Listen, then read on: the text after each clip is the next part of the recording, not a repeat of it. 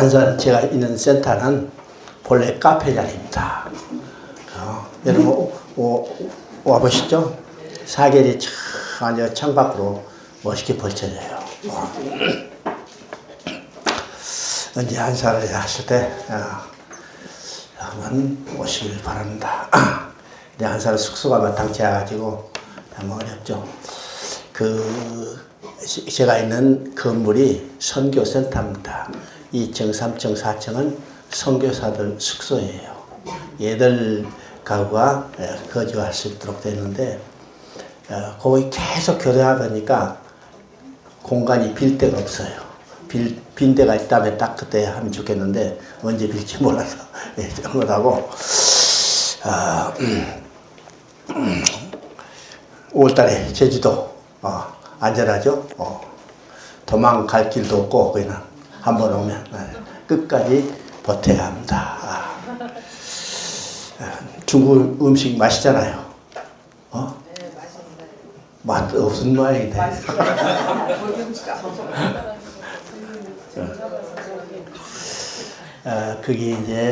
거기 센터는 중국에서 다 후원해가지고 센터 건물만 이제 그 한국 분이 기증을 하고 운영은 다 중국에서 합니다.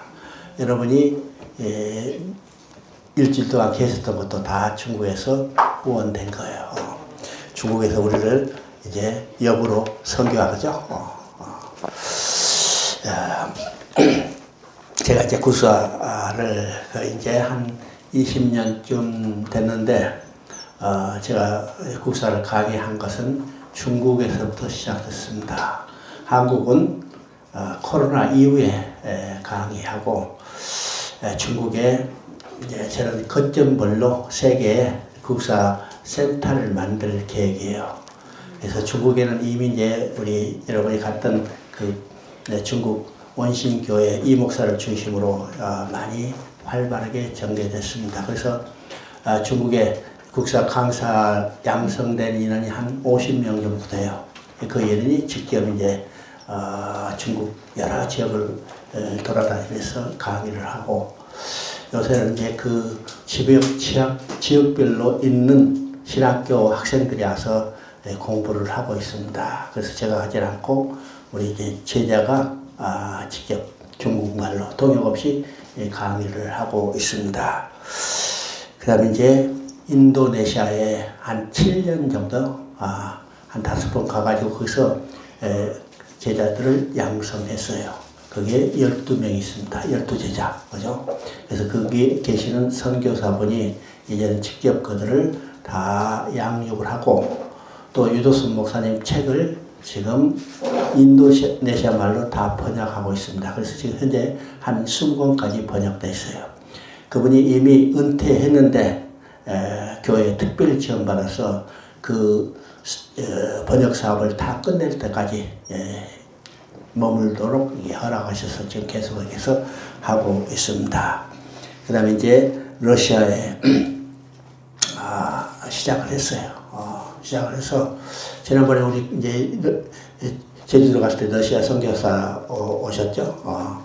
오시고 내가 지난번에 이제 작년에 러시아를 가가지고 그들을 양육하고 이번에 이제 잘 되면 러시아에 있는 지도자들 제주도에서 초청해가지고 집중적으로 훈련할 기회를 갖고 또 제가 허락되면 이제 러시아에 가서 양성을 하고 있는데 지금 현재는 이제 책을 번역하고 있습니다. 이 문서 선교가 얼마나 중요한가, 그죠?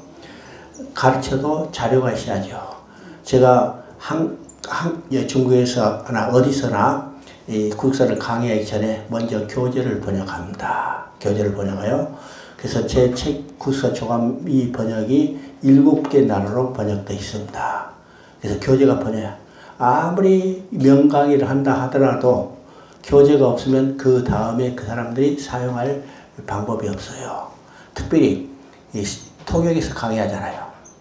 통역에서 강의한다면 효과가 한 30%도 안 되는 겁니다. 알아요? 그래서 교재를 주면 그들이 복습하고 그것을 활용할 수 있도록 하냐. 그래서 저는 지도자 양성과 그들이 필요한 교제를 남겨두는 것, 이게 두 가지를 병행해 가고 있습니다. 그래서 러시아에도 지금 3권까지 번역됐어요. 그죠? 3권까지 번역해서 점점 이제 더 번역을 하려고 하고, 그 다음에 이제 남미 쪽은, 멕시코 이후는 전부 이제 브라질을 제외하고 다 스페인어를 쓰죠.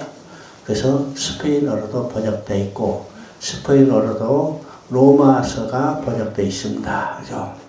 근데 거기 선교사가 이게 몸이 아파가지고 그 다음에 활동을 하지 못했어요. 그래서 중단되어 있는 상태인데 건강을 회복해서 다시 회복해야 합니다. 그래서 인구가 많은 지역별로 이제 인도 우리 이수대 목사님, 김수대 목사님 이제 인도 자주 가고 연희 목사님 인도 자주 가시는데 인도는 여러 말이 많죠. 그래서 다 모자라고 영어로 지금 번역 중에 있습니다. 국서 조감은 영어로 이미 번역되어 있고, 그래서 많은 이제 지역에 인도도 지금 인구가 14억이 넘었잖아요. 대단하죠. 15억이 이제 육박에 가는데 이 중국 인구를 초과했습니다. 그래서 그런 언어권을 거점으로 해서 지금 계속 진행해 가려고 합니다. 문제는 뭐냐? 한국이에요. 그죠? 제일 진도가 늦은 편입니다. 그 진도를 빨리 할 분은 누구냐? 바로 여러분들이에요. 그죠? 여러분들이 열심히 진행해 주시길 바랍니다. 어제 우리가 이제 26장까지 봤습니다. 오늘 28장 13절부터 14절 봅니다. 또 본적 여호와께서 그 위에 서서 이르시되 나는 여호와니 너희 조부 아브라함의 하나님이요 이삭의 하나님이라. 너 누워있는 땅을 내가 너와 내 자손에게 주리니 내 자손이 이 땅에 티끌같이 되어 내가 서쪽과 동쪽과 북쪽과 남쪽으로 퍼져나갈지며 땅의 모든 족속이 너와 내 자손에게 말미암아 복을 얻으리라. 자, 아브라함이 주신 약속을 26장에서 그 이삭에게 계승했죠. 이삭에게 계승한 이 약속을 또 그 아들 야곱에게 계승하는 겁니다. 그렇죠? 그래서 약속의 내용은 똑같이 자손과 땅과 복입니다. 이것을 그냥 문자적으로만 읽지 말라고 했어요. 자손은 궁극적으로 예수 그리스도요. 땅은 천국입니다. 복은 하나님과 함께 살면서 누리게 될 복. 그러면 이 말을 다시 하면 그리스도를 통해서 천국에 들어가서 하나님과 함께 살면서 누리게 될 복. 이것이 복음이고 이것이 오늘 우리에게 똑같이 전해진다는 겁니다. 근데 지금 여기서 하나님의 호칭이 달라졌죠. 내 조부 아브라함의 하나님이요 이삭의 하나님이요 라고 했습니다. 그러면 이 호칭은 어떤 의미일까?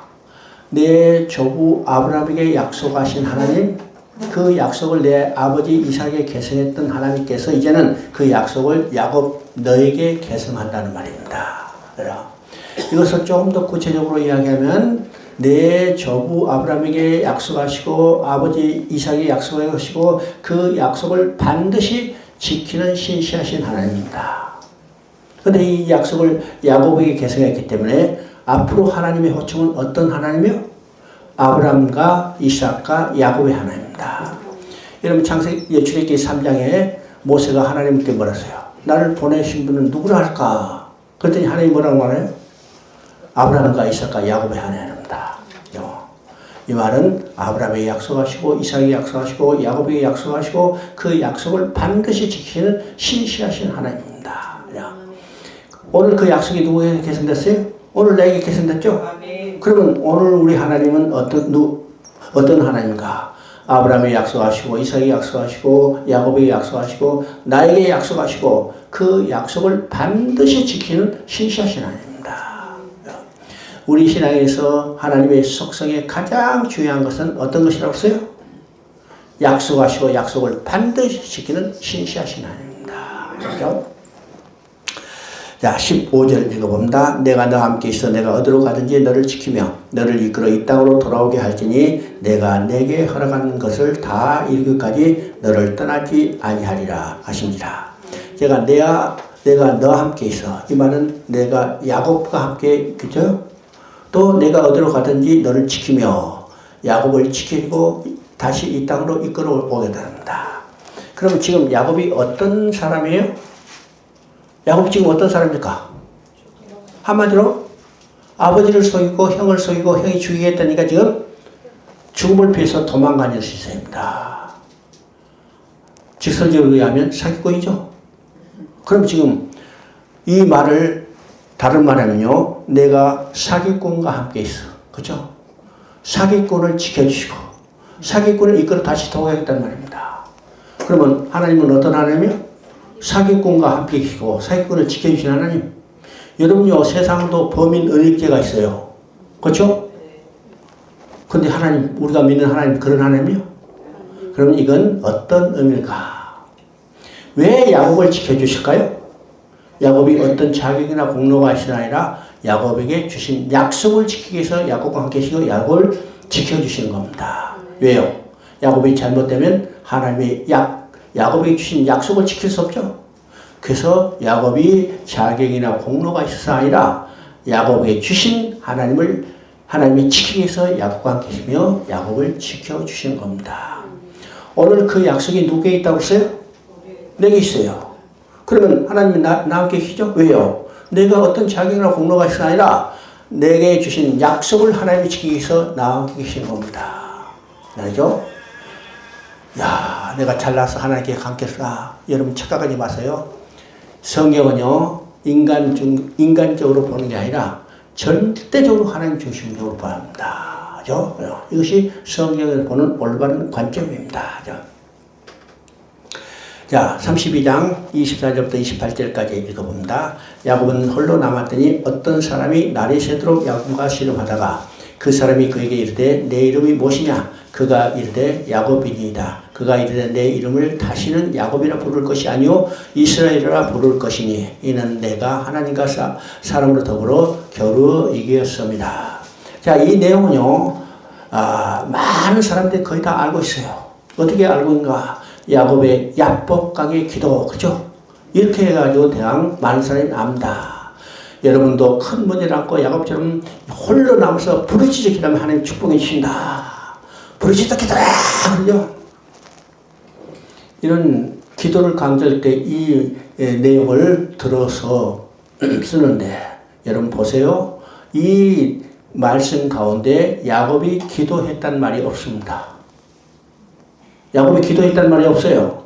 그래서 어떤 사람이 이야기합니다. 씨름이 기도하지 않느냐. 근데 씨름도 야곱이 주체가 아니라 누가 주체예요? 어떤 사람이 야곱을 붙들고 씨름하는 겁니다.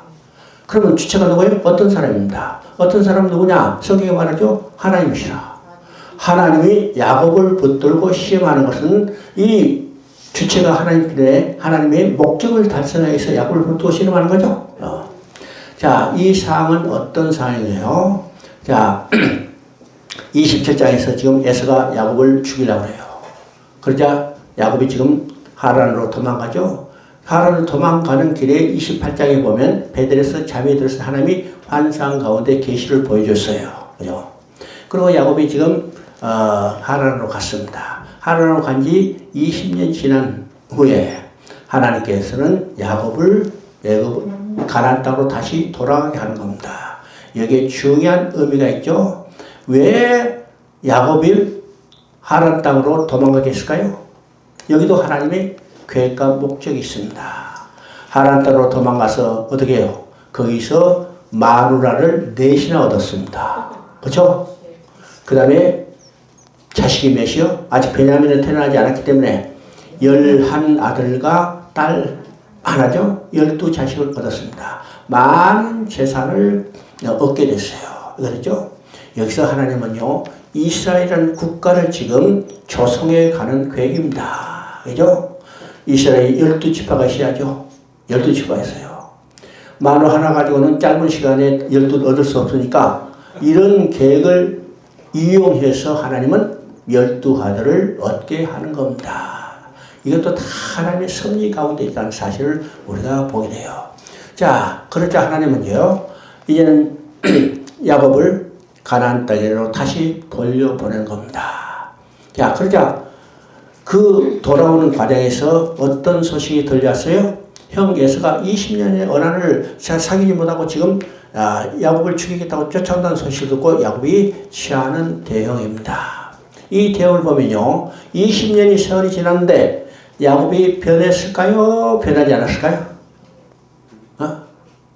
야곱이 변했을까요? 변하지 않았을까요? 변하지 않았어요. 변하지 않았어? 20년이 세월이 지났는데 변하지 않았다. 변했어요. 아니 지금 홀로 갔다가 지금 마누라가 4명이잖아요. 또 자식이 12예요. 그 변했죠? 갈 때는 검은 머리로 갔는데 올 때는 흰 머리 돼요. 그죠? 육신적으로는 변했습니다. 그러나 20년이 세월이 지났지만 야곱은 영적으로는 하나도 변하지 않았어요. 자, 이 취하는 대형을 보세요. 제 자식은 다 앞으로 내보내고 먼저 죽어라. 그렇죠? 그리고 혼자 남았습니다.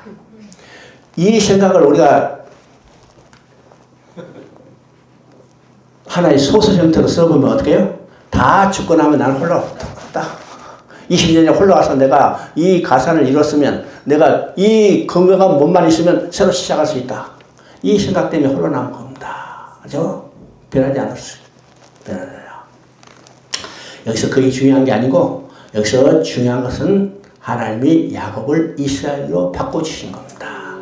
다시 야곱이라 하지 말고 이스라엘이라. 왜 이것이 중요할까요? 하나님께서 아브라함에게 약속했어. 내가 너로 큰 나라를 이루리라. 그죠? 어디서? 십계명에서 약속했죠. 자, 큰 나라를 이룬데 지금까지는 뭐예요? 다 족장에 불과합니다. 그래서 하나님은 여기서 야곱을 이스라엘로 바꿔주시고 이스라엘의 민족 국가의 조상이 되게 하신 겁니다. 그리고 야곱이 이스라엘의 민족 국가의 조상이 되기 때문에 야곱의 12아들은 뭐가 됐어요? 이스라엘의 12지파가 되는 겁니다. 하나님 나라를 이루어가는 하나님의 계획이 지금 계속해서 성취되는 것을 보게 되죠. 46장 3절 4절 읽습니다. 하나님이 이르시되 나는 하나님이라 내 아버지의 하나님이니 애국으로 내려가기를 두려워하지 말라. 내가 거기서 너로 큰 민족을 이루게 하리라. 내가 너와 함께 애국으로 내려가겠고 반드시 너를 인도하여 다시 올라올 것이며 요셉이 그 손으로 내 눈을 감기리라 하셨더라. 아까 지금 야곱이 에서가 조사할 때 그 대형 어떻게 했어요? 제 자식을 다 앞에 놓고 혼자 남았죠?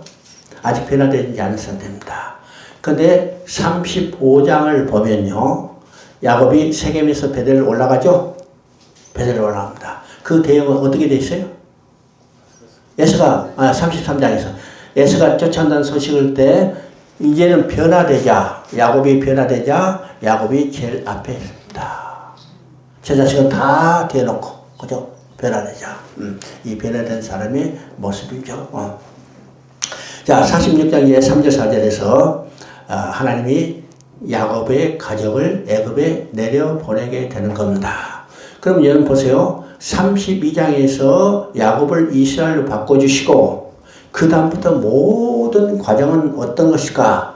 이스라엘을 실제적인 민족과 국가로 만들어가는 하나의 과정입니다. 과정이죠. 자, 37장에서 요셉이 형들의 미움을 받아서 팔려갔다 왔습니다. 팔려갔죠? 근데 성경은 뭐라 그래요? 하나님께서 한 사람을 먼저 보내시며 요셉이 종으로 팔려갔더라. 하나님께서 아버지 야곱의 가족을 애굽에 내려보내기 전에 누구를 먼저 보냈어요? 선발대로 요셉을 보내서 아버지 가족이 내려서 정착할 수 있는 준비를 하는 겁니다. 야, 그 과정이 야곱의 꿈을 주시고 그 다음에 어떻게 했어요? 야곱이 감옥에 들어가게 하고 감옥에서 술 가는의 꿈을 꾸게 하시고 그 꿈을 해석했죠. 그 다음에 41장에는 바로의 꿈을 꾸게 한 겁니다. 여러분요, 야곱의 꿈과 이 술 가는의 꿈과 바로의 꿈은 같은 꿈일까요? 다른 꿈일까요? 그죠? 같은 꿈일까요? 다른 꿈일까요? 이 세 사람이 각각 꿈을 꿨지만은 이것은 하나의 꿈입니다. 이 꿈들을 이용해서 하나님 뭐예요? 요셉의 가족이 애굽에 내려가는 준비를 시키는 겁니다. 그죠?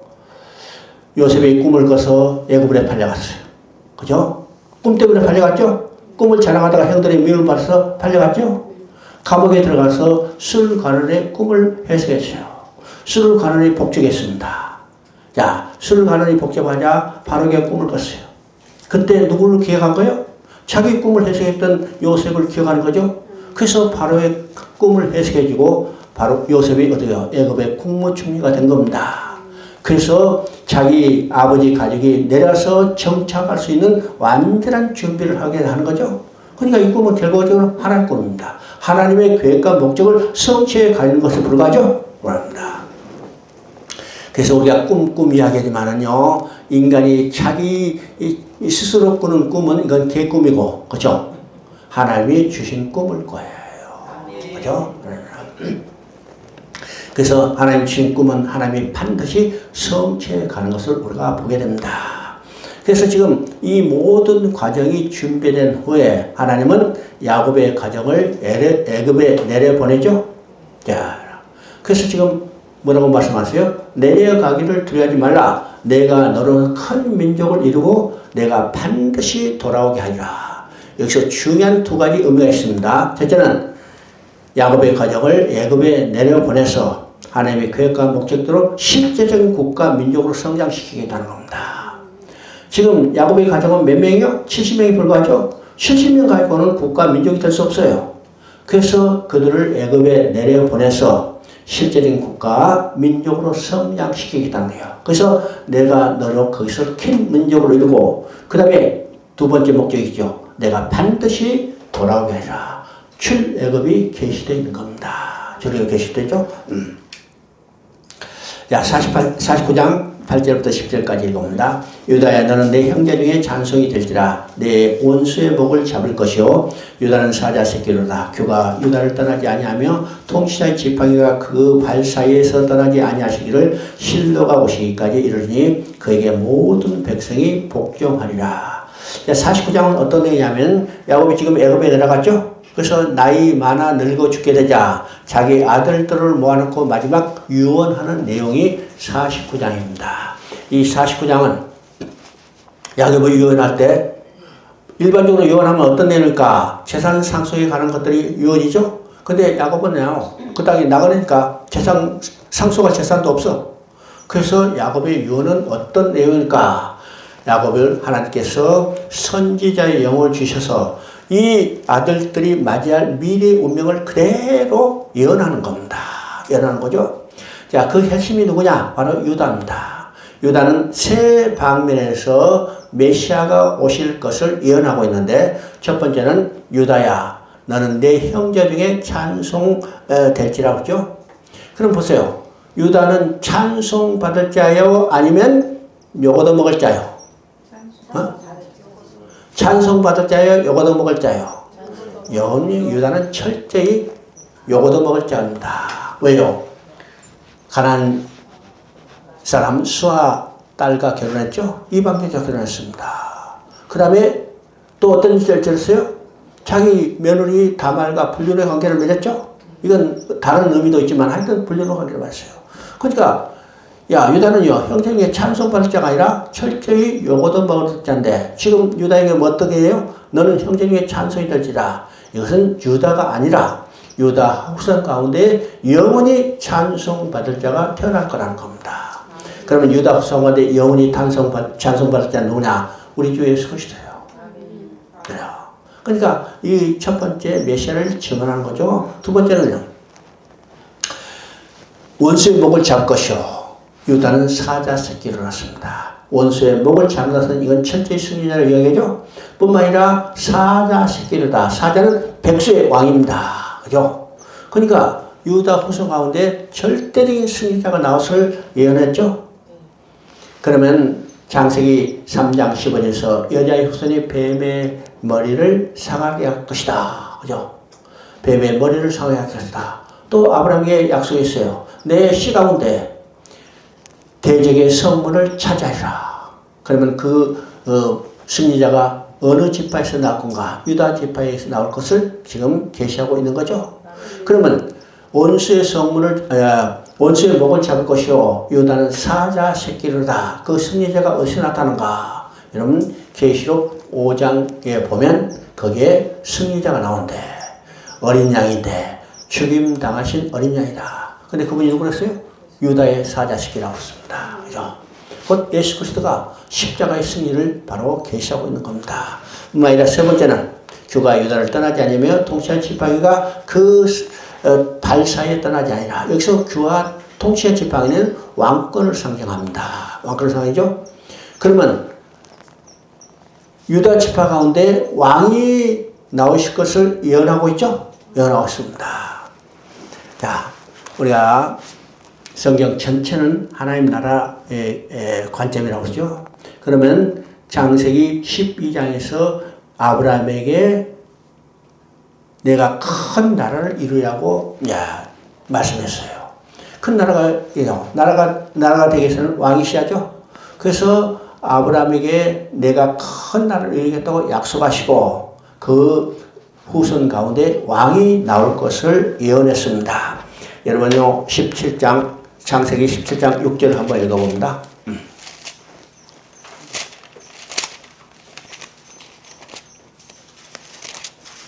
내가 너로 심히 번성하게 하리니 내가 내게서 민족들이 나게 하며 왕들을 내게로부터 나오리라. 자, 거기서 왕들이 나올 것을 예언했죠. 자, 이 뒤로 가가지고 35장 11절을 봅니다. 35장 11절. 하나님이 그에게 이르시되 나는 전능한 하나님이라 생육하여 번성하라. 한 백성과 한 백성의 총회가 내게서 나오고 왕들이 내 허리에서 나오라. 지금 야곱을 이스라엘로 바꿔주시고 그 가운데 왕이 나올 것을 예언했죠. 왜요? 이스라엘 다 통치할 왕이 있어야 하니까. 그리고 그 왕이 어느 지파에서 나올 건가? 지금 49장 야곱의 예언을 통해서 유다 지파에 나올 것을 예언했습니다. 그럼 유다 지파에서 나올 왕은 누굴까? 룻기 44장 22절을 보면 이새가 다윗을 낳았더라. 그죠? 족보 마지막을 통해서 무엇을 계시한다고 했어요? 새로운 시대를 계시한다는데 바로 사사시대의 혼란이 반복된 시대, 하나님은 왕을 내서 왕으로 통치하는 왕정시대로 바꿔갈 때 그 준비하는 왕이 누구냐? 바로 다윗이죠. 다윗이 어느 지파예요? 유다 지파입니다. 유다 지파죠? 자, 유다 지파의 왕이 나올 건데 그 일체된 왕은 다윗이지만 궁적으로 누구요? 다윗의 후손 가운데 오실 영원한 왕 예수 그리스도를 계시하는 겁니다. 그래서 그러니까 성경이 얼마나 철저하게 예수 그리스도를 증언하고 있는가를 우리가 보게 되는 겁니다. 보이죠? 자, 50장 26절을 한번 봅니다. 요셉이 110세의 죽음에 그들이 그의 몸에 향재를 넣고 애굽에서 입간을 하였더라. 자, 50장은요 창세기 마지막인데 여기서 두 사람의 죽음이 나옵니다. 누구의 죽음이 나와요? 바로 아버지 야곱의 죽음이 나오죠. 야곱은 49장 33절에서 애굽에서 죽었습니다. 근데 야곱이 죽을 때 유언했죠. 내 시체를 여기다 묻지 말고 저 조상의 땅 어디로 물었어요? 헤브론에 물어왔어요. 그래서 요셉이 그 유언에 따라서 아버지 시체를 지금 헤브론 가나안 땅에 가서 묻는 거죠. 자, 이때 50장 1절을 한번 읽어볼까요? 요셉이 그 아버지의 얼굴에 굽으려 울며 입맞추고. 자, 그죠. 한번 해봅니다. 요셉이 그의 아버지 얼굴에 굽으려 울며 입맞추고 그 수송들은 은행에 명하여 아버지의 몸을 향으로 처리하게 하며 의원이 이스라엘 그대로 하되 40일이 걸렸으니 향으로 처리하는 데는 이 날수가 걸리며 애굽 사람들은 70일 동안 그를 위하여 고가했다. 여러분요, 이거 읽을 때 좀 이상하게 생각돼 안 들어요? 이상하게 생각 들어요, 안 들어요? 아니, 야곱이 죽었는데 왜 이스라엘 백성이 아니라 애굽 사람들이 70일 동안 애국했어요? 바로가 죽은 것도 아니고 야곱이 죽었잖아요. 이건 완전히 이방인이잖아요. 어떻게 해서 야곱이 죽었는데 이스라엘 백성이 아니라 애굽 백성이 70일 동안 애국했다. 여러분 이상하게 생각해요. 이상하게 생각해 당연하죠? 이건 어떤 의미일까요? 하나님께서 야곱을 그만큼 영화롭게 했어요. 이스라엘 어떤 사람보다도 영화롭게 한 겁니다. 여러분 보세요. 이스라엘 독재자가 아무리 악랄한 독재자도 그가 죽어서 70일 동안 장례 지내는 예는 없어요. 그죠? 근데 바로가 죽은 것도 아니고 야곱이 죽었는데 애굽 사람들이 70일 동안 애국했더라. 이건 대단한 겁니다. 대단한 거죠. 이럴까? 이런 것은 이제 야곱의 인생을 쭉 보면 야곱의 인생은 정말 파란만장한 인생이죠. 사기치다가 도망가다, 그죠?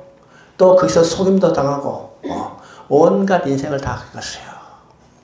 저 돌아오다가 딸이 강간다고 또 자식들이 다른 족속 다 진멸하고 이게 얼마나 어려운 일이요. 이 모든 과정은 하나님께서 야곱을 연단하는 과정입니다. 그래서 야곱의 모든 것을 다 하나씩 뺏어가죠.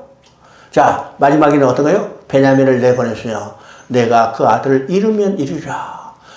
자기의 생명보다 귀하게 그 아들을 마지막에 버리는 겁니다. 그때 하나님은 야곱을 영화롭게 해주셨어요. 우리가 47장을 보면요, 야곱이 애굽에 내려가서 누구를 축복하는가? 바로를 축복합니다. 바로를 축복하죠? 여러분, 축복은요, 높은 사람이 낮은 자에게 복을 빌어주는 것이 축복입니다. 그런데 야곱이 바로를 축복했어요. 그럼 누가 높을까요? 누가 높아? 어? 바로가 높아요? 야곱이 높아요? 아니, 바로는 대제국의 황제고 야곱은 지금 식량 얻어는 거지 대장인데 누가 높아? 그래서 야곱이 높아?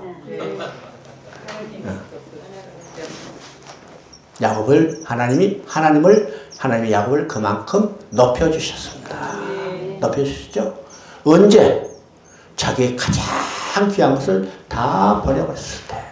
그래서 우리도 다 버리고 하나님의 날아가면 하나님이 우리를 야곱보다 더 영원하게 해주십니다. 아시죠? 이게 나중에 이제 창세기를 배우면 이런 건 이제 나올 겁니다. 자, 하여튼 두 사람이 죽음이 있어요. 야곱의 죽음, 그 다음에 마지막으로 요셉의 죽음이 있었죠. 그러면 창세기는 뭘로 시작해서 뭘로 끝났냐? 창조로 시작해서 지금 죽음으로 끝났죠? 죽음에 끝난 것은 절망입니다. 절망이에요. 이 말은요, 인간은 스스로 하나님 앞에 나아갈 수 없다는 것을 보여주는 겁니다. 그러면 인간으로 절망하는데 하나님은 그 절망 가운데 소망을 주시는 거예요. 그래서 우리가 성경을 보면요, 인간으로 절망에 대한 절대로 하나님은 절망으로 끝내지 않고 소망으로 바꿔주신 것을 보게 되죠. 그래서 출애기에는 모세가 출생하는 겁니다. 모세가 출생하는 걸 보고 잘생겼다고 했어요. 이 잘생겼다는 것은 창세기 1장에서 반복되는 보시기 좋았다는 말입니다. 모세를 통해서 재창조의 역사를 시작한 것을 우리가 보게 된 겁니다. 우리가 이제 창세기와 출애기를 통해서 이 구조가 구약과 신약의 큰 틀의 병행 구조라는 사실을 우리가 염두에 둬야 합니다. 자, 창세기는 아까 얘기했죠. 창조로 시작해서 죽음으로 끝났죠. 그런데 그의 예전 책은 뭘로 시작해요? 모세의 출생으로 시작합니다. 그래서 모세의 출생에서 재창조의 역사를 시작하는데 그 재창조의 역사는 어떤 것인가? 잃어버린 백성을 찾아오는 겁니다. 하나님이 재창조 역사하면요, 우주만물을 새로 만드는 것처럼 생각하지만 이건 아니에요. 만약 하나님께서 우주만물을 새로 만든다면 우리 구원과는 아무런 상관이 없습니다. 그렇죠? 하나님은 재창조 역사는 어떤 것일까? 잃어버린 백성을 찾아오는 겁니다. 그럼 모세를 통해서 재창조 역사는 어떤 것이에요? 잃어버린 백성을 찾아오는데 그 잃어버린 백성은 어디 있어요? 애굽의 노예로 살고 있죠? 그 노예들을 출애굽 월절 어린 양의 피를 통해서 해방시켜서 돌아오게 합니다. 그래서 출애굽의 역사는 그들을 돌아오기 위해서 하나님 백성으로 만드시고 이게 신에서 언약이죠. 그 다음에 하나님 백성이 됐기 때문에 하나님 백성과 함께 살 상징적인 처소로 성막을 짓게 하고 성막이 완공되자 하나님이 거기 임재하는 겁니다. 그러면 우리 신앙의 공적인 목표는 뭘까요? 하나님께 돌아가서 하나님의 영광을 바라고 즐거운 삶을 누리는 거죠. 이 구조가 구약과 신약의 구조입니다. 구약은 창조로 시작해서 구약 마지막은 뭘로 끝는가? 말라기 4장 6절을 보니까 저주로 끝난다. 저주는 죽음이고 절망이죠. 근데 하나님은 절대로 절망으로 끝내지 않고 소망으로 시작한 겁니다. 그래서 신약에서는 누가 탄생해요? 예수님이 탄생해요. 예수님의 탄생으로 재창조의 역사를 시작하는데 그 재창조의 역사는 잃어버린 백성을 찾아온 거죠. 그럼 잃어버린 백성은 누굴까? 바로 사단에 노예된 인간들이요. 사단에 노예된 인간들을 유월절 어린 양의 피, 십자가에 흘리신 피를 통해서 구원해서 돌아오게 해서 하나님과 영원히 함께 사는 성막을 완공하는 거. 그래서 계시록에서 끝나는 거죠. 끝납니다. 이것이 창세기하고 출애굽기, 그 다음에 구약과 신약의 큰 병행 틀이라는 겁니다. 자, 이것을 정리하면요, 성경 전체가 하나의 맥으로 쫙 보이죠? 보입니다. 자, 그 다음에 이제 출애굽기입니다. 아까 이야기했던 출애굽기는 창세기하고 연속된 역사입니다. 우리가 성경을 보면요, 한 페이지에 불과하지만은 시간적으로는 400년의 시차가 있죠? 400년의 시차가 있음에도 불구하고 단절된 역사가 아니라 연속된 역사입니다. 왜일까요? 출애굽기는 창세기에서 하나님께서 이스라엘의 조상들에게 약속한 것을 그대로 성취하기 때문입니다. 그러면 이스라엘의 조상들의 약속한 것은 어디 날까요? 첫 번째는 아브라함의 약속이죠. 이거 15장입니다. 내 후손이 이방의 계획이 들어 그들을 섬기고 괴롭힘을 당하다가 내가 400년 후에 이 땅으로 돌아오게 하리라. 그 다음에 야곱의 약속이 있죠. 내려가기를 두려워하지 말라. 내가 너로 거기서 큰 민족을 이루고 내가 반드시 돌아오게 하리라. 그러니까 아브라함에게도 출애굽의 약속을 했고 지금 야곱에게도 출애굽의 약속을 했죠. 자, 그 약속대로 그들이 애굽에 내려가서 큰 민족으로 성장하자. 하나님께서는 그들을 다시 돌아오게 하는 과정이 출애굽기입니다. 그러니까 창세기가 완전히 연속된 역사인 것을 보게 되죠. 출애굽기는요, 바로의 노예라는 이스라엘 백성을 건져내는 거예요. 이 육적 출애굽을 통해서 사단에 노예된 인간들을 해방시키는 영적 출애굽을 계시하고 있는 겁니다. 그래서 우리 출애굽기는요, 우리 구원의 서정이라고 말할 수 있습니다. 그래서 출애굽기는요, 세 부분으로 나눌 수 있는데 여러분 책들을 보면 대부분 두 부분으로 나눠요. 1장부터 18장까지, 그 다음에 19장부터 40장까지 이렇게 나눠서 보는데 저는 우리가 여기서 성경을 볼 때는 세 부분으로 나누어 보는 것이 훨씬 더 쉽게 이해될 수 있습니다. 자, 그러면 세 부분은 어떤 것인가? 1장부터 18장까지입니다. 이것은 애굽의 바로의 노력도 해방돼서 시내산까지 도착하는 과정이죠. 두 번째 부분은 하나님이 이스라엘을 애굽에서 해방시키는 그것이 목적이 아니죠. 하나님의 구원의 목적은 이스라엘 백성을 자기 백성으로 만드는 데 있습니다. 자기 백성으로 만들죠. 그래서 18장에서 시내산에 도착하자 하나님은 하나님의 목적대로 이스라엘 백성과 시내산 언약을 맺어요. 그 시내산 언약의 핵심이 뭘까요? 하나님은 이스라엘 하나님이 되고 이스라엘 백성은 하나님의 백성이 되는 겁니다. 백성이죠? 이것을 우리가 시내산 언약입니다. 그러면 하나님 백성이 됐기 때문에 하나님의 백성으로 지켜야 할 법을 주시는 거죠? 이게 율법서입니다. 이것이 19장부터 24장까지요. 자, 그 다음에 단계는 어떤 것인가? 하나님과 백성이 재결합했어. 그렇죠? 재결합했죠? 재결합했으면 같이 살아야죠. 같이 살아야죠. 이 같이 살아야 할 상징적인 처소가 뭐냐? 바로 성막이죠. 그래서 25장부터 40장까지는 성막을 짓게 하는 겁니다. 성막이 다 지어지자 하나님은 그 성막에 임재하시고 하나님의 영광이 충만했다고 했죠. 이 말은 우리의 신앙의 공적인 목표가 어딘가, 목적지가 바로 하나님께 돌아가서 하나님의 영광을 바라고 즐거운 삶을 누리는 겁니다. 우리 신앙의 목표, 이 땅에서 얼마나 잘 먹고 잘 살고 누리는 게 목적이 아닙니다. 하나님께 돌아가서 하나님과 함께 기쁨의 즐거움에 그의 영광을 드러내는 것. 이게 하나님의 창조의 목적이라고 했죠? 맞습니다. 이것이 다른 말이면 안식이라고 했습니다. 안식. 이게 출애굽기의 구조입니다. 그죠? 자, 1장 12절을 읽어봅니다. 그러나 학대를 받을수록 더욱 권성하여 퍼져나가니 애굽 사람이 이스라엘 자손으로 말미암아 근심하여. 잠깐만. 자, 1장은요, 이스라엘 백성이 애굽에서 나오기 전에 그 어두운 모습을 그대로 보여줍니다. 이 모습은 누구의 모습이요? 우리가 구원받기 전에 어두운 가운데 있던 모습과 똑같은데요? 자, 그들이 내려가서 학대를 받았습니다. 학대를 받았어. 자, 그러면 애굽의 바로가 이스라엘을 말살시키기 위해서 여러 방법으로 학대를 하는 겁니다. 왜 학대를 할까? 자, 1장 8절과 연관이 있어요. 요셉을 알지 못하는 왕이 일어났다고 그러죠? 요셉을 알았던 왕은 요셉을 통해서 애굽이 기근 가운데 구원받은 것을 알고 요셉을 궁уч히 만들고 요셉의 가족도 다 초청해서 안전한 곳에 거할 수 있도록 해줬죠? 근데 이제 요셉을 알지 못하는 왕은, 야, 이방 족속이 자기 땅에서 번성하기 시작해. 그럼 어떤 생각을 가질까요? 만약 애굽이 다른 나라로부터 침공을 받으면 내부에 있는 이방의 족속이 봉기해서 애굽이 위기에 처하겠구나. 그런 생각 당연히 갖죠?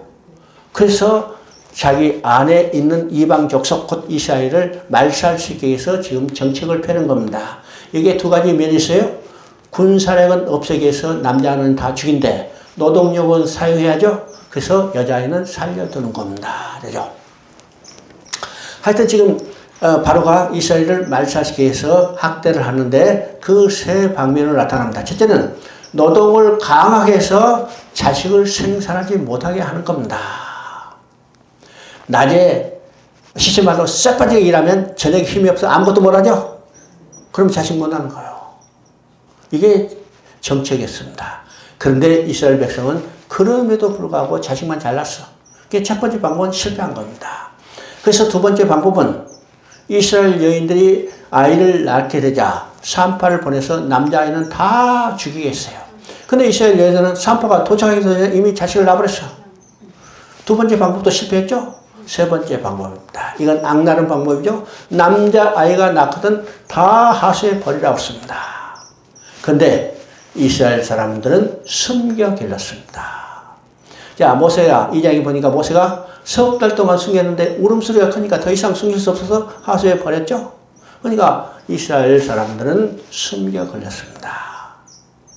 그러면 바로가 이스라엘을 말살시키기 위해서 어떤 정책을 편다 하더라도 그들은 어떻게 해요? 생육하고 번성했습니다. 생육하고 번성. 그들을 말살시키는 것은 사단의 계책이지만은 그들이 생육하고 번성케 하는 하나님이 주권이죠. 하나님의 창세 때부터 주셨던 축복입니다. 언제? 1장 18절에, 창세기 1장 18절에 생육하고 번성하여 충만하라. 비록 인간이 타락하였다 하더라도 이 생육하고 번성에 충만한 이 즉 사명과 복은 하나님은 계속 지속해 주시는 것을 보게 됩니다. 언제? 창세기 9장에 그죠? 노아의 홍수에 다시 이제는 홍수로 멸하지 아니하리라.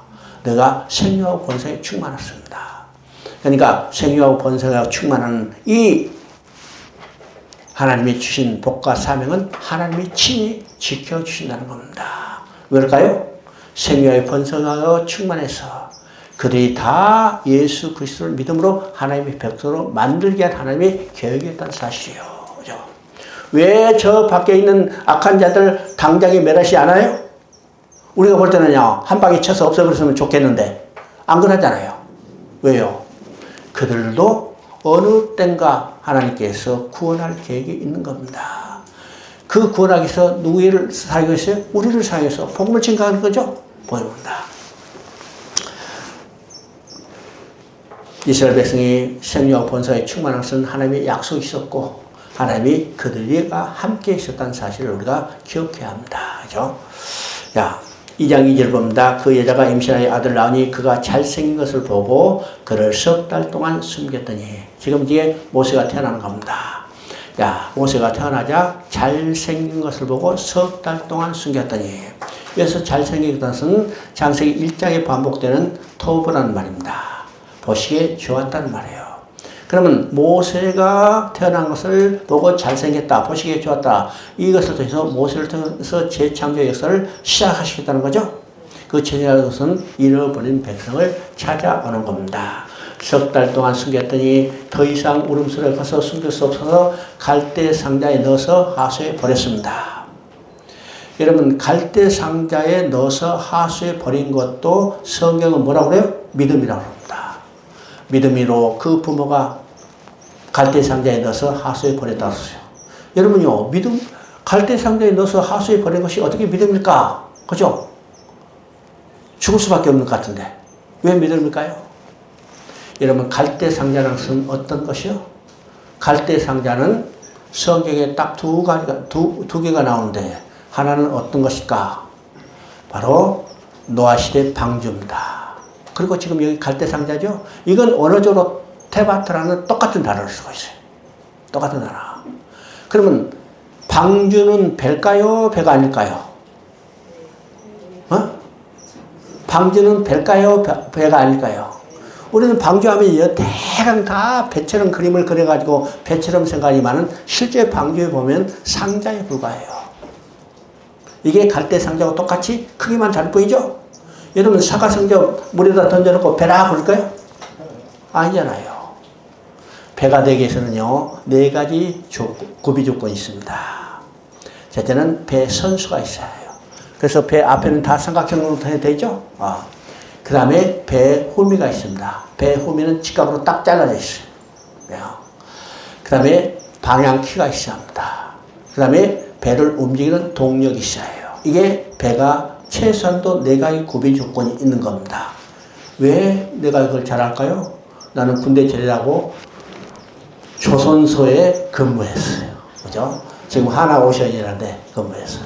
2년 동안 근무할 뿐만 아니라 나는 태어날 때 포구에서 태어났어요. 그죠? 나는 걸어다니기 시작하면 어디 가는가?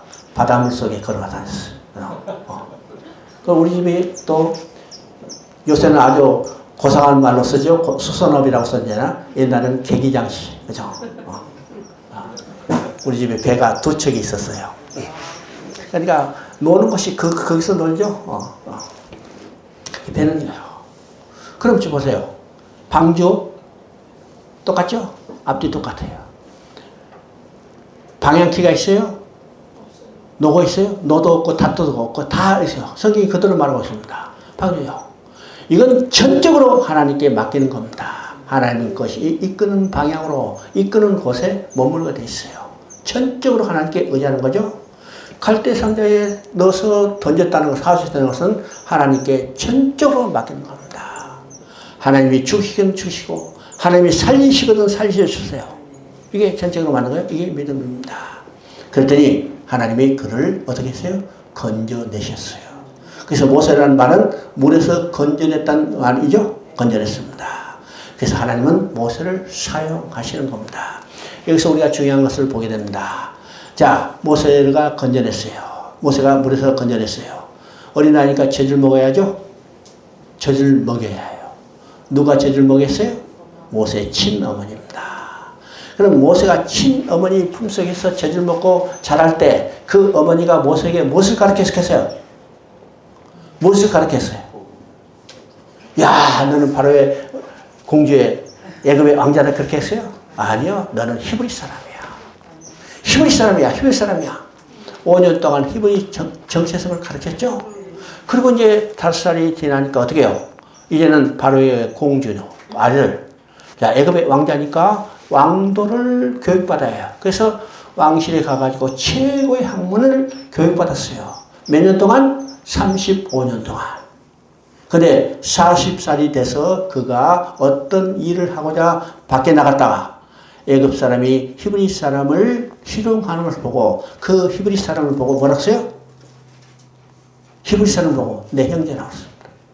이 순간에 모세는 자기의 모든 것, 애굽의 부하를 다 버렸다고 했죠? 버렸어요. 이거 보세요. 35년과 5년에 그 교육이 어떻게 나타났어요? 5년 동안 히브리 정체성을 교육받아서 그대로 나타난 것을 보게 된다. 뭐요? 그럴 끝이 아니죠. 하나님의 백성을 거느릴 목자로서의 훈련은 이게 훈련의 끝이 아니에요. 그래서 하나님은 미디안 광야로서 40년 동안 양치기로서 하나님의 백성을 다스릴 목자로서 훈련을 시키는 겁니다. 그 훈련이 다 끝난 후에, 그렇죠? 얘는 80이 되자 하나님은 모세를 부르셔서 모세를 사용하고 있는 것을 보게 됩니다. 한 사람이 지도자가 된다는 게 결코 쉬운 일이 아니죠. 쉬운 일이 아닙니다. 오랜 하나님의 훈련이 필요하다는 사실을 여기서 보게 돼요.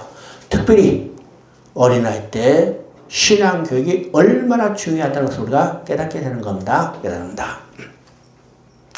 자, 6장 6절부터 8절을 보시겠습니다. 그러므로 이스라엘 자손에게 말하기를 나는 여호와라. 내가 애굽 사람의 무거운 짐 밑에서 너희를 빼내어 내며 그 노여로 너희를 건지며 뱀팔과 큰 심판으로 너희를 속량하여 너희로 내 백성을 삼고 나는 너희 하나님이 되리라. 나는 애굽 사람의 무거운 짐 밑에서 너희를 빼낸 너희 하나님 여호와인 줄 너희가 알지라. 내가 아브라함과 이삭과 야곱에게 주기로 맹세한 땅으로 너희를 인도하고 그 땅을 너희에게 주어 그 기업을 삼게 하리라. 나는 여호와라 하셨다라. 자, 6장 6절부터 8절 이 세 절은요. 자, 출애굽의 방법과 목적과 근거가 무엇인가를 이야기하고 있습니다. 그러면 이스라엘 백성이 애굽에서 나오는 이 육적 출애굽을 통해서 바로 사단이 노예된 인간이 해방된 영적 출애굽을 계시하기 때문에 그 방법과 목적과 근거는 다 똑같죠? 그러면 첫 번째 이 방법이 나옵니다. 이 방법은 6절에 나오죠? 한마디로 말하면 거기에 너희를 속량하여. 이 속량하는 것은 근본적으로 어떻게 해요? 상업적 용어입니다. 이 상업적 용어 다른 말은요. 옛날에 노예를 사고 팔았기 때문에 노예를 값을 지불하고 사서 자유케 해주는 것이 속량입니다. 알죠? 그러면 애굽의 노예로 있는 이스라엘 백성을 모세를 통해서 유월절 어린 양의 피값을 지불하고 사서 해방시킨 거예요. 이게 속량입니다. 그러면 사단의 노예된 인간들도 어떻게 해요? 유월절 어린 양의 피, 곧 예수 그리스도의 피를 값을 지불하고 사서 해방시켜주는 겁니다. 이게 속량입니다. 그 다음에 7절에는 목적이 나오죠? 목적이 나옵니다. 너희로 내 백성을 삼고 나는 너희 하나님이 되리라. 이스라엘 백성은 야곱의 자손인데 그들이 애굽에 내려가서 바로의 노예로 전락됐죠. 그들을 속량해서 하나님 백성으로 삼는 겁니다. 그러면 인간들은 본래 어떤 존재예요? 인간들은 본래 하나님의 백성이었죠. 하나님의 백성인데 아담이 유혹받아서 사단의 노예로 전락됐어요. 이 사단의 노예로 전락된 인간들을 하나님이 속량해서 구속해서 하나님 백성으로 만드신 데 있습니다. 그렇죠? 그래서 계시록 21장 3절을 보면 어떻게 써요? 나는 너희 하나님이 되고 너는 내 백성이 되리라. 거기에 백성이 나옵니다. 그렇죠? 그 다음에 세 번째는 근거가 나옵니다. 이건 8절입니다. 내가 아브라함과 이삭과 야곱의 주기로 맹세한 땅으로 너희를 인도하고. 근거가 뭐냐? 바로 맹세의 근거인가요? 맹세한 땅으로 너희를 인도하고. 그럼 우리가 사단의 노예로부터 해방되고 또 하나님의 약속이죠? 약속입니다. 약속은 어떤 약속? 어떤 약속? 또 잊어버렸어. 아브라함이 주신 약속. 자손과 땅과 복입니다. 예수 그리스도를 통해서 천국에 들어와서 영원히 함께 살겠다는 이 약속의 근거에서 우리를 사단의 노예로부터 해방시켜서 하나님 나라, 하나님 천국으로 데려가는 겁니다. 이것이 약속에 근거한다는 사실을 우리가 깨달아야 합니다. 그 다음에 11장 1절을 봅니다. 여호와께서 모세에게 이르되 내가 이제 오직 한 가지 재앙을 바로와 애굽에 내린 후에야 그가 너희를 여기서 보내리라. 그가 너희를 보낼 때는 여기서 반드시 다 쫓아내리니. 바로 지금 하나님께서 바로의 손에서 이스라엘을 건져내서 모세를 바로 앞에 보냈죠. 그래서 모세 앞에 바로 앞에 나간 모세가 이스라엘 백성을 건져내기 위해서 계적과 이사를 베푸는 겁니다. 이게 7장부터 이제 첫 번째 재앙부터 나옵니다. 첫 번째 재앙은 어떤 것이요? 애굽의 모든 하수를 피로 변하게 하는 재앙이죠. 그럼 보세요. 모든 하수가 피로 변했다는 것은 얼마나 무서운 재앙이에요? 얼마나 무서운 재앙이에요? 목마르서 물 한 컵 마시려고 했더니 딱 쏟고기 털자마자 뭐가 쏟아져요? 피가 쫙 쏟아져. 밥하려고 밥물 받았더니 피가 쫙 있어. 이런 무서운 재앙이죠? 이건 순간도 아니고 일주일도 아닙니다. 무서운 재앙입니다. 그런데 바로가 이스라엘 백성을 보내지 않았어요. 그래서 두 번째 재앙, 세 번째, 아홉 번째 재앙까지도 내렸는데 바로가 이스라엘 백성을 보내지 않았습니다. 그러면 왜 바로가 이스라엘 백성을 보내지 않았을까요? 하나님의 능력이 부족해서 한 가지 재앙으로 바로를 제압할 수 없었을까요? 아니요. 한 가지 재앙으로도 얼마든지 바로를 제압하실 수 있어요. 여러분 노아 시대 한 번에 홍수로 인류를 멸망시켰죠? 소돔과 고모라도 한 번에 유황불로 멸망시켰어요. 그런 하나님께서 한 가지 재앙으로 바로를 제압할 수 없어서 아홉 가지 재앙을 내렸을까요? 아니죠. 그러면 왜 아홉 가지 재앙을 내렸을까? 바로 이 한 가지 재앙을 초점을 맞추고 있는 겁니다. 이걸 강조하는 거예요. 이스라엘 백성이 애굽에 나는 것은 이 재앙도 아니고 저 재앙도 아니고 오직 한 가지 재앙을 통해서만 나오게 될 것이다. 그래서 이 한 가지 재앙입니다. 제가 여기서 가로를 하고 오직이라는 말을 썼죠. 이걸 강조하게 해요. 오직 한 가지 재앙이라. 오직 한 가지 재앙. 그 한 가지 재앙은 어떤 재앙일까? 애굽과 장자가 다 죽임을 당한 가운데 이스라엘 백성은 유월절 어린 양의 피를 통해서 한 생명도 해함을 받지 않고 해방되는 이것을 보여주기 위한 겁니다. 그러니까 이 한 가지 재앙에 초점을 맞추고 있어요. 그러면 이스라엘 백성이 애굽에 나오는 것은 이 재앙도 아니고 저 재앙도 오직 한 가지 방법, 유월절 어린 양의 피를 통해서만 나올 수 있다는 거예요. 우리가 사단에서 노예에서부터 해방되는 것도 오직 한 가지 방법입니다. 어떤 거요? 유월절 어린 양의 피, 예수 그리스도가 십자가에 흘린 피를 통해서만 우리가 사단의 노예로부터 해방돼서 하나님께 다시 돌아갈 수 있게 되는 거죠. 이것을 강조하고 있는 겁니다. 그래서 12장은 애굽의 장자가 다 죽임을 당하는 가운데 이스라엘 백성이 유월절 어린 양의 피를 통해서 해방되는 유월절 규례입니다. 그러면요, 애굽의 장자가 다 죽임을 당한다. 그러면 왜 장자가 죽임을 당할까요? 장자가 죽임을 당하는 것은 장자로 대표되는 모든 자가 죽임을 당하는 겁니다. 알죠? 그 가운데 이스라엘 백성은 유월절 어린 양의 피를 통해서 한 생명도 해함을 받지 않고 돌아오게요. 그러면요, 유월절 지킨 것이 1장부터 12장 1절부터 14절까지인데 여러분요, 이 유월절 규례를 반드시 한번 읽어보시길 바랍니다. 자, 우리가 이제 7절하고 13절만 보릅니다. 그 피를 양을 먹을 집 좌우 문설주 인방에 바르고 13절 보니까 내가 애굽 땅을 칠 때 그 피가 너희 사는 집에 있어서 너희를 위하여 표적이 되리니 내가 피를 볼 때 너희를 넘어가리니 재앙이 너희에게 내려 멸하지 아니하리라. 그러면 지금 이스라엘 백성에게 하나님께서 명령합니다. 너희 각 집에다 1년 된 어린 양을 준비했다가 14일 저녁에서 그 양을 잡아서 양 고기는 먹고 양의 피는 문설주 인방에 바르라. 자, 그리고 13절에는 그 문설주 인방에 바른 피가 표적이 되느니 내가 피를 볼 때 넘어가리라. 넘어가리라. 넘어가기 때문에 유월절입니다. 유월절. 내가 오래전에 설교를 들을 때 이거 이야기해요. 유월절.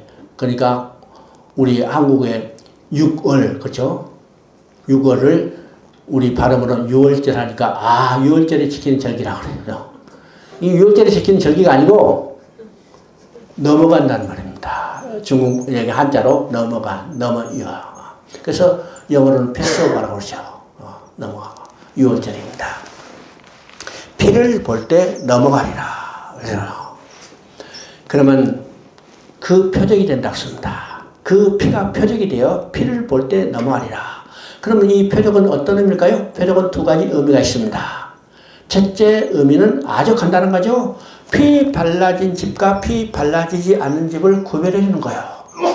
그럼 피 발라진 집은 누가 사는 집이요? 이스라엘 백성이 사는 집이고 피 발라지지 않는 집은 애굽 백성이 사는 집이죠. 그러니까 피 바름을 통해서 이스라엘 백성이 사는 집과 애굽 백성이 사는 집을 구별해 주는 겁니다. 그러면 오늘 말하면요, 믿는 사람의 집과 믿지 않는 사람의 집을 구별하는 거죠. 그럼 여러분요, 믿는 사람이에요. 그럼 여러분 피 발랐어요? 피 발랐어요, 안 발랐어요? 어? 몰라? 여러분 문설주 임박에 피를 바르지 않았죠. 그러나 우리는 피를 발랐어요. 어디에 피를 발랐어요? 우리 마음에 뿌린 바 됐습니다. 뿌린 바예요. 오늘도 똑같이 피 뿌린 바 된다는 것을 우리가 알아야 합니다. 자, 두 번째는요, 그 피를 볼 때 내가 넘어가리였습니다. 피를 볼 때 넘어가라. 자, 이 의미는 뭘까요? 그 밤에 애굽의 모든 장자를 죽인데 이 장자의 심판이 얼마나 무서운가. 애굽의 바로의 장자로부터 시작해서 옥에 갇힌 사람의 장자까지 심지어 생축의 첫 새끼까지 죽임을 당하라. 이게 무슨 심판이죠. 그 가운데 하나님께서 이스라엘 장자를 치기 위해서 이스라엘 애굽 전역을 다 배회하다가 이스라엘 집에 도착해서는 그 집에 바른 피를 보고 그 피가 표적이 돼서 넘어가지 않습니다. 왜 넘어갈까요? 왜 피가 표적이 돼서 넘어갈까요? 이 집에는 이미 죽음이 있었던 것을 인정하는 겁니다. 인정하죠? 그러면 이스라엘 장자 대신 누가 죽었어요? 이스라엘 장자 대신 어린 양이 죽었습니다. 여기서 중요한 교리가 나오죠? 중요한 교리. 어떤 교리? 대속교리입니다. 이스라엘 장자 대신 누가 죽었어요? 어린 양이 죽었습니다. 자, 이 대속교리는 어디서 나왔을까요? 창세기 22장. 그죠? 창세기 22장. 이삭 대신 수풀에 걸린 어린 양이 죽었어요. 이 대속교리는 누구에서 성취되는가요? 바로 예수 그리스도입니다. 예수님이 이 땅에 오셔서 말합니다. 인자가 온 것은 섬기려 한 게 아니라 섬김을 받으려 한 게 아니라 오히려 섬기려 하고 많은 사람을 위한 대속물이 되려 함이라. 대속물이 되게 하셨어요. 어디서? 십자가에서. 십자가에서 내 대신 못 박혀 죽으셨죠? 이게 대속교리입니다. 이거죠. 자, 12장 2절을 한번 읽어봅니다. 이 달을 해의 첫 달이 되게 하라. 이 달을 해의 첫 달이 되게 하라. 이 말은요, 이 달은 어떤 날이죠? 6월절이 있는 달이죠. 6월절 있는 달을 해의 첫 달이 되게 하라. 그러니까 정월이 되게 하는 거죠. 1월달이 되게 하는 겁니다. 그 달이 어떤 달이든지 간에 상관없이 아예 다 달력 갈아치고 정월로 만들어낸 겁니다. 그래서 이스라엘은 지금 두 달력을 쓰고 있죠. 종교력과 민간력을 쓰고 있습니다. 그래서 어떤 데 보면요, 여러분 헷갈리기도 하죠. 헷갈리는데 여기서부터 나온 겁니다. 그때 학자들은 민간력으로는 7월달이었다고 그러세요. 7월달이 6월절이 있었기 때문에 1월달로 바꿔버린 겁니다. 그죠? 자, 그래서 이 말이 어떤가? 이 달을 해 첫 달이 되게 하라. 달력을 바꾸라는 말이죠? 달력을 바꾸라는 겁니다. 달력을 바꾸라는 의미가 뭘까요? 달력을 바꾸라는 것은 연대를 바꾸라는 겁니다. 연대를 바꾸라는 것은 역사가 바꿔지는 겁니다. 여러분, 우리가 역사를 배울 때 왕조가 바뀌면 뭐가 바뀌어요? 연호가 바뀌는 거죠. 연호가 바뀌었다는 것은 역사가 바뀌었다는 겁니다. 무엇을 기준으로 해서? 6월절을 기준으로 해서. 6월절을 기준으로 해서 역사가 바뀌는 겁니다. 역사가 그죠? 그러면 오늘도 똑같아요. 오늘 2025년 주후 2025년이죠. 그러면 역사의 기점이 뭐예요? 예수님이 오신 것이 역사의 기점입니다. 예수님이 오신 것을 기점으로 해서 그전은 주전, 그 후는 주후죠. 그러면 예수님은 이 땅에 오셨는데 무엇을 위해서 오셨어요? 무엇을 위해서 오세요? 죽으시게 오셨잖아요. 왜 죽어요? 유월절 어린 양이 돼서 우리를 구원하시기 위해서 오셨어요. 왜요? 그러면 예수님이 오신 것은 유월절 어린 양이 되게 오셨죠?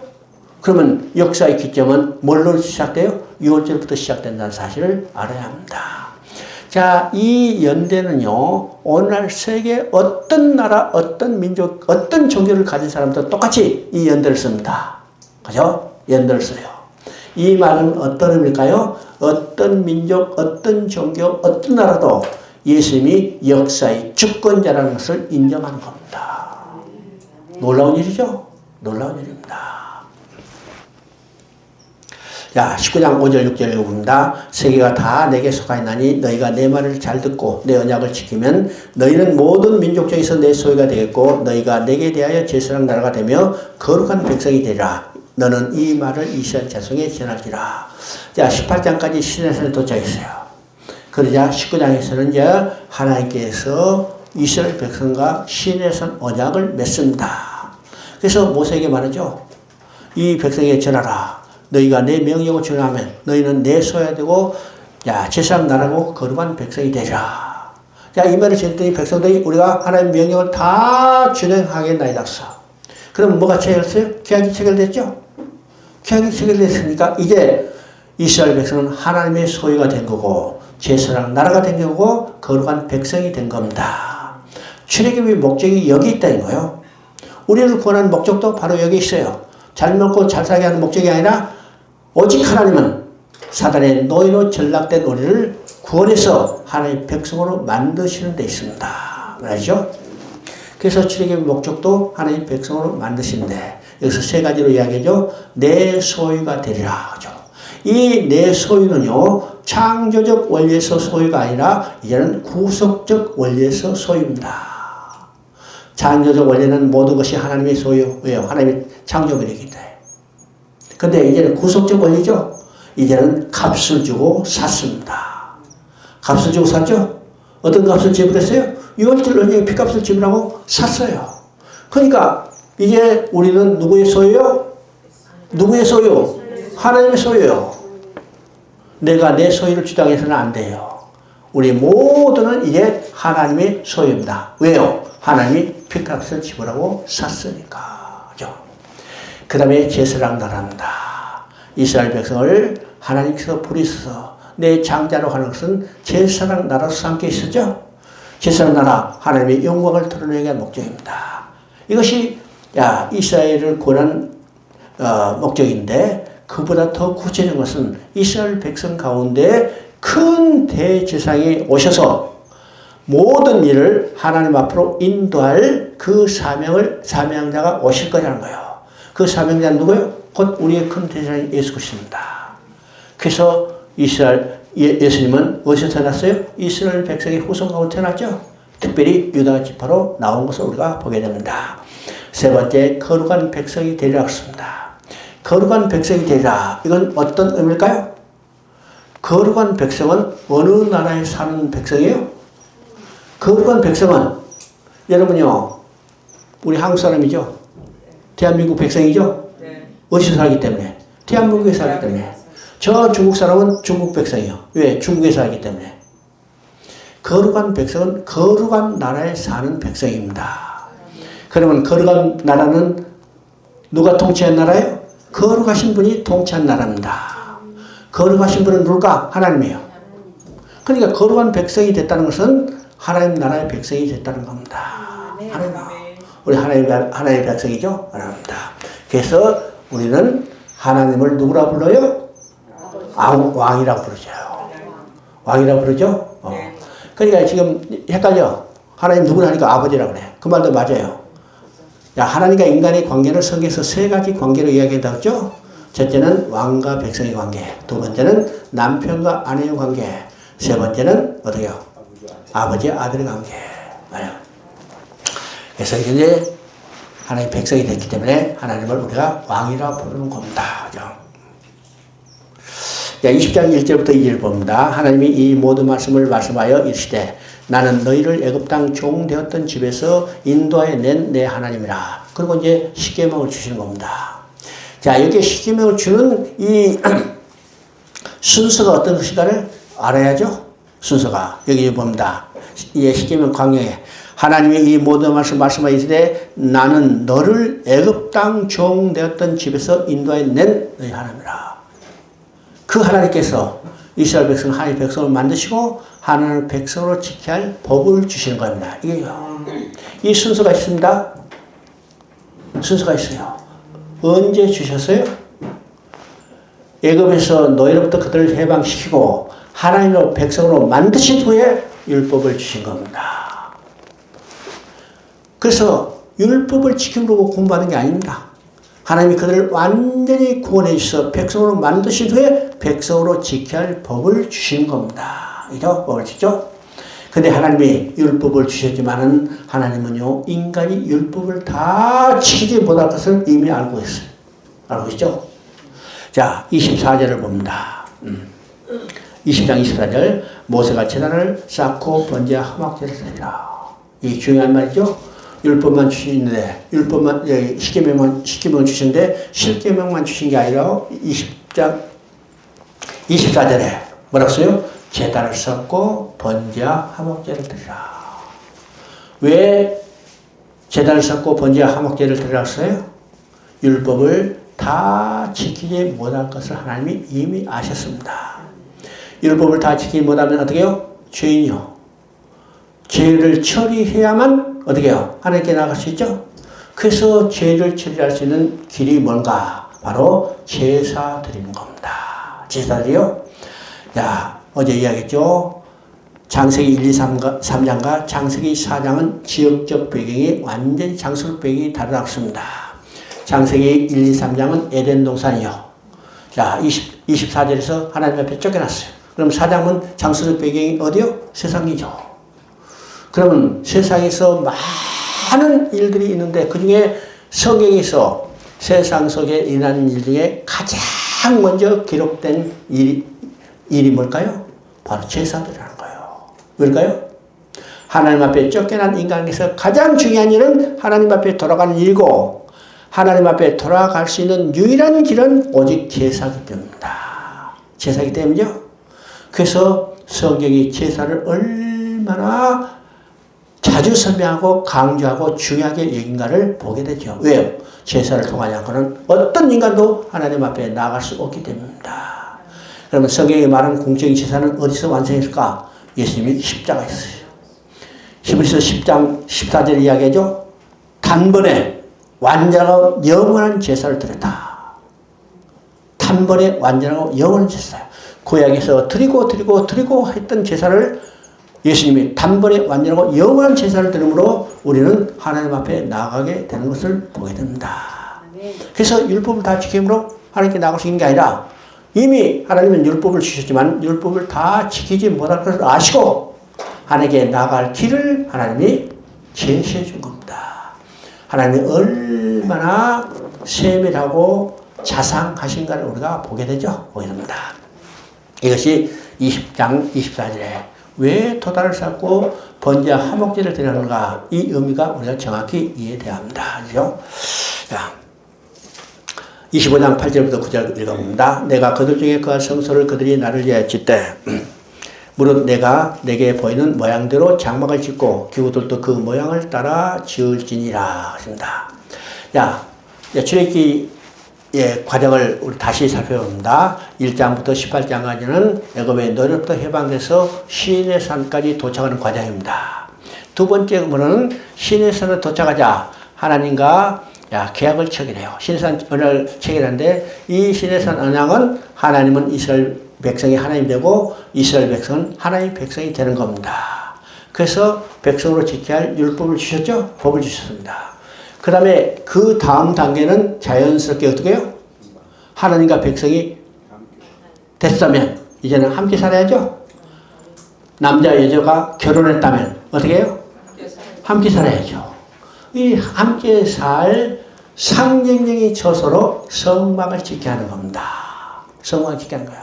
이것이 출애굽기 세 번째 부분 성막을 지으라는 명령입니다. 그런데 여기서 성막에 대한 개념이 두 가지로 나타납니다. 첫째 봅니다. 첫째는 8절입니다. 내가 그들 중에 그할 성소를 그들이 나를 위하여 짓되 이 성막의 첫 번째 개념은 하나님과 그 백성이 함께 살되겠다는 거예요. 함께 살자는 거예요. 그래서 내가 그들 가운데 있을 성소를 나를 위해 했대. 그래서 이스라엘 백성은요, 성막을 짓고 성막을 한 가운데 두고 동서남북에 각각 진을 배치했어요. 자, 이 진의 입구는 다 어디에 나는가? 한 가운데 있는 성막을 향해 나 있습니다. 진의 입구가 성막을 나와 있다는 것은 자기 집 대문이 어디에 나 있대요? 성막을 향해서 나 있다는 거예요. 이 의미는 뭘까? 집의 입구가, 그러니까 대문이 성막을 향해서 나왔기 때문에 들어갈 때도 뭘 바라봐요? 성막을 보고, 나올 때도 성막을 보고, 아침에 일어나서 기지개 펼 때도 뭘 봐요? 중앙에 있는 성막을 보게 되는 겁니다. 그럼 이스라엘 백성의 삶의 중심은 누구예요? 성막이고, 성막에는 누가 계세요? 하나님 계시기 때문에 이스라엘 백성의 삶의 중심에는 하나님이라는 사실을 이것을 통해서 보여준 겁니다. 그런데 그 성전이 오늘 어디에 지었어요? 어디에 지었어요? 어디? 저 산꼭대기? 우리가 하나님의 성전이고 하나님이 여기 우리가 하는요. 똑같이 우리의 삶도 중심이 누구요? 하나님의 사실을 보여주는 겁니다. 그렇죠? 이게 성막의 첫 번째 개념입니다. 두 번째 개념은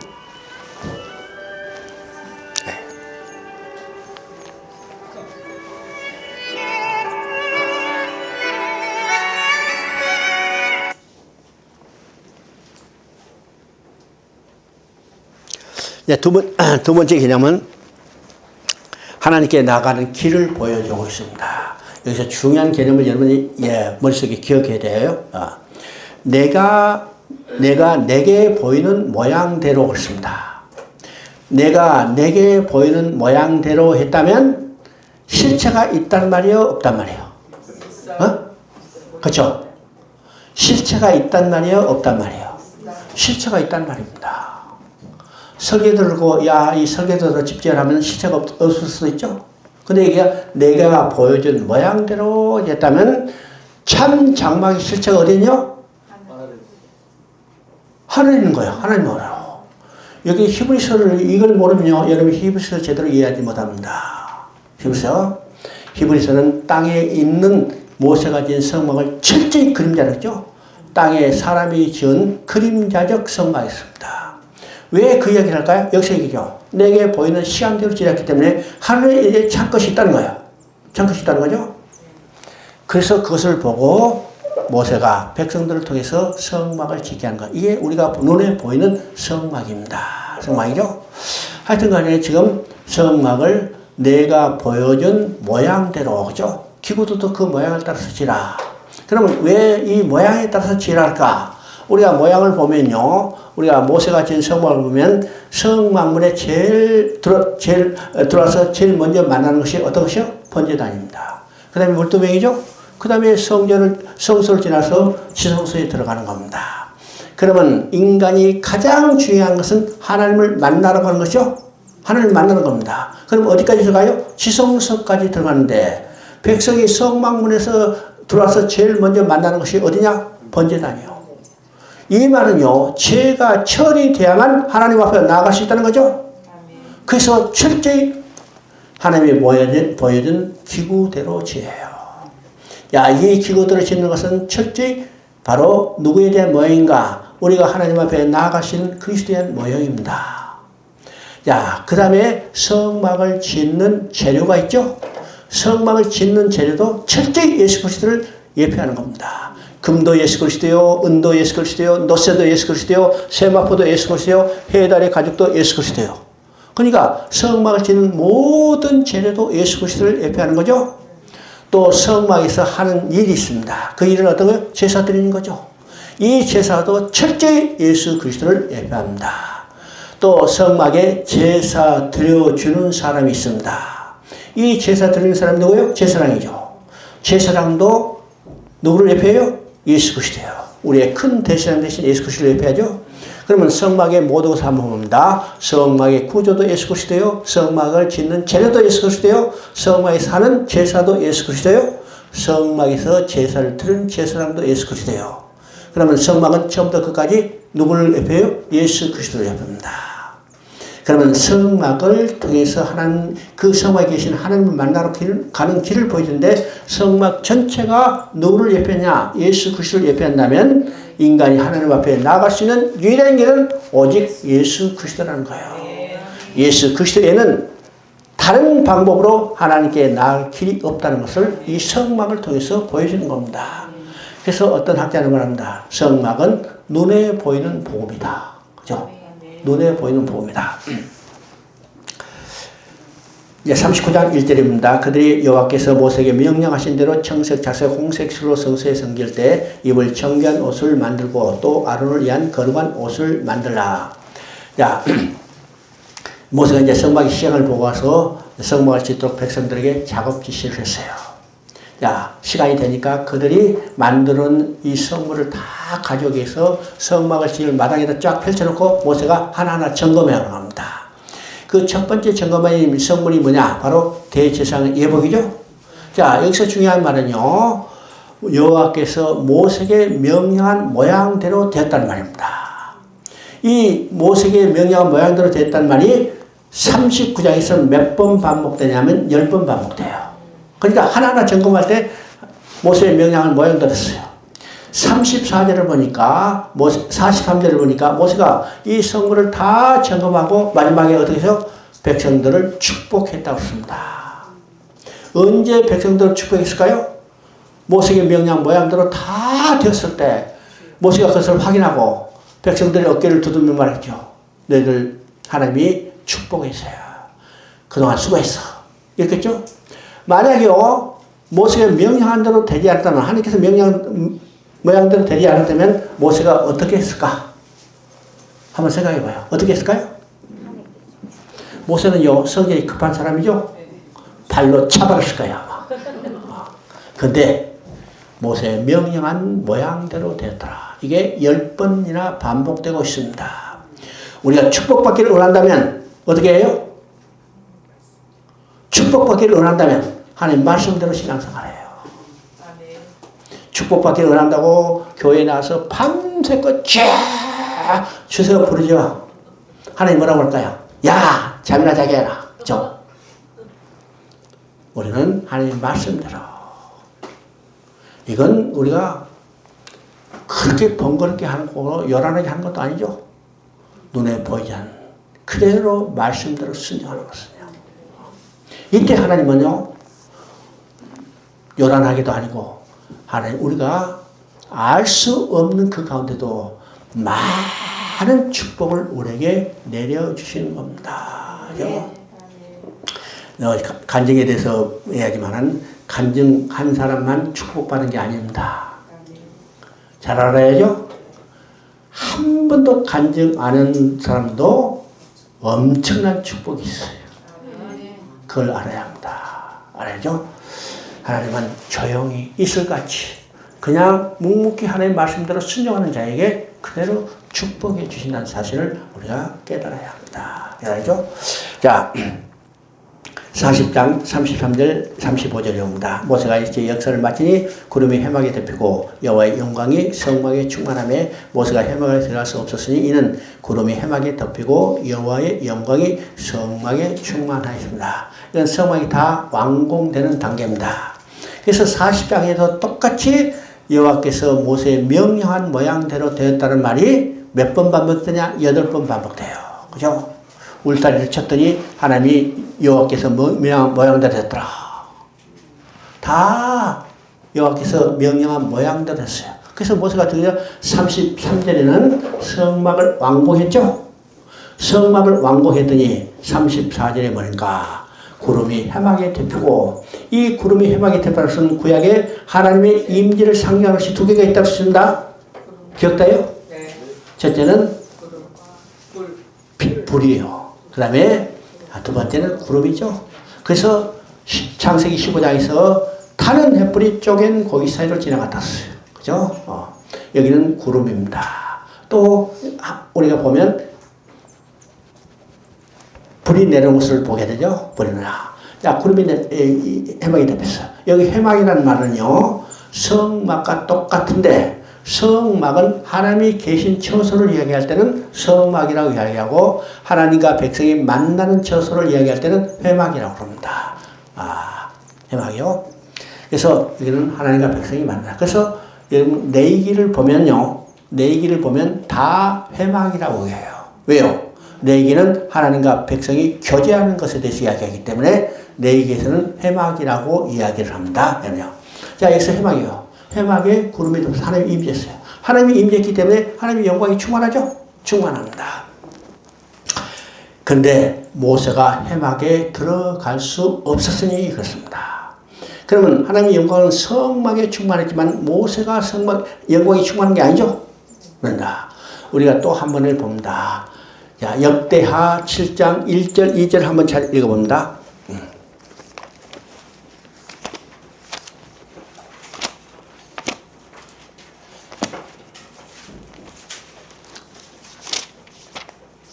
역대하 7장 1절이다. 솔로몬이 기도를 마침에 불이 하늘에서부터 내려와서 그 번제물과 제물들을 사르고 여호와의 영광이 그 성전에 가득하니 여호와의 영광이 여호와의 전에 가득함으로 제사장들이 여호와의 전으로 능히 들어가지 못하고. 자, 이건 이제 솔로몬이 성전을 완공하고 하나님께 봉헌한 겁니다. 그래서 6장에서는 봉헌 기도예요. 그래서 7장에 기도를 마침에 그래서 불이 하늘에서 났어요. 이 불이라고 했죠? 이건 하나님이 임재하신 겁니다. 제물을 사렸다는 것은 이 성전 봉헌을 기뻐 받으셨다는 거예요. 제물을 사르고 여호와의 성전이 영광이 성전에 충만했는데 어떻게 했어요? 2절에 보니까 제사장들은 여호와의 전으로 능히 들어가지 못했더라. 그럼 지금 모세가 성전을 지었을 때도 어떻게 해요? 성막을 지었을 때도 여호와의 영광이 성막에 충만했는데 모세는 밖에 있었어요. 그죠? 밖에 있어. 또 지금 솔로몬이 성전을 완공했는데도 성전에 하나님의 영광이 충만했지만 제사장들은 들어가지 못했죠? 그러면 하나님의 영광은 성막과 성전에 임했지만 모세와 제사장에 임한 건 아니죠? 아닙니다. 그런데 사도행전 2장을 보면요. 성령이 불의 해와 같이 각 사람 위에 임했다고 했습니다. 다시 이야기해요. 성령이 불의 해와 같이 각 사람 위에 임했다고 했어요. 그러면 구약과 신약과의 뭐가 다르고 뭐가 같을까요? 뭐가 같고 뭐가 다를까? 구약과 신약이나 똑같이 성전, 성막에 하나님의 영광이 임한 것은 똑같아요. 그죠?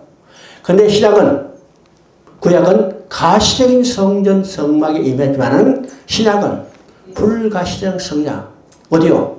우리가 하나님의 성전이 되기 때문에 하나님의 영광이 각 사람에 임한 거죠.